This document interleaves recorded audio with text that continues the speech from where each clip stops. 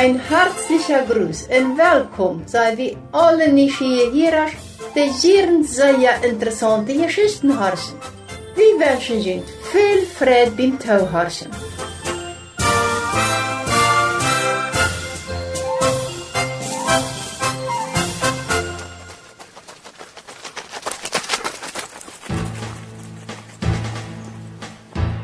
Elia spült sich bloß sehr aus dem Tschernigspalast rauszukommen.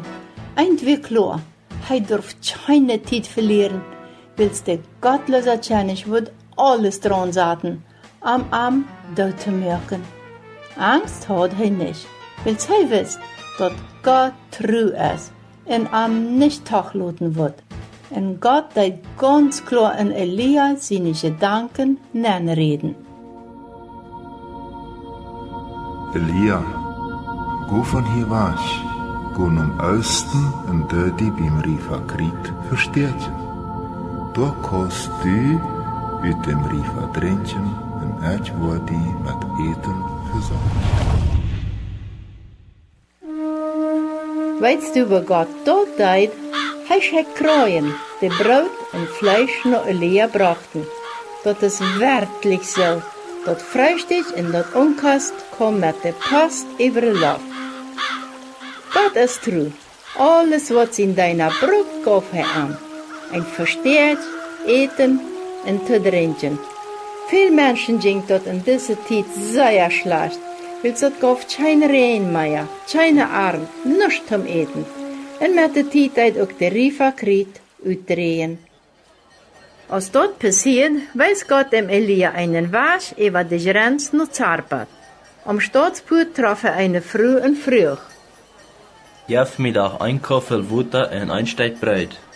Traurig schickt ihm die arme Frau an und sagt mit einer Meidestimme: Ich hab schon gebackenes Meier, bloß noch eine Handvoll Mehl als eine Dose. Und an der Krug sind noch mal ein paar Drap Öl. Das ist alles, was ich hab.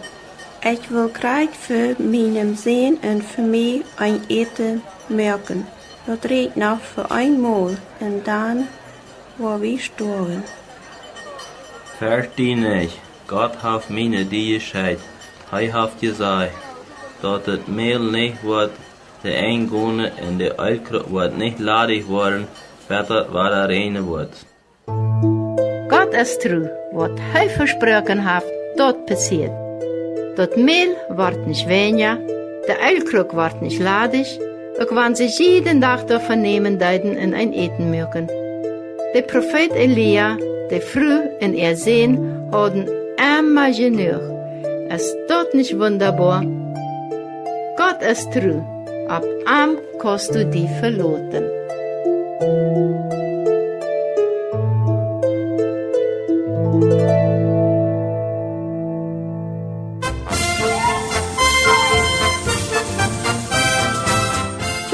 Das ist einfach vom interessanten Geschichtenprogramm.